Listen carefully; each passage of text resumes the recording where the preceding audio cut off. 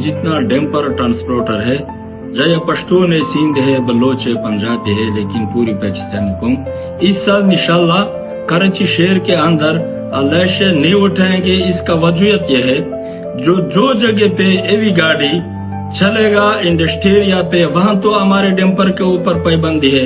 हमारे कम से कम शरफसंदों ने 20-25 गाड़ी भी जलाया, अभी तक उसका मुआवजा नहीं मिला। तो इसके बारे में commissioner Karachi, transport secretary, IG traffic और एडिशनल आईजी सबको मैंने लेटर भी दिया और सबके साथ मैंने मीटिंग किया।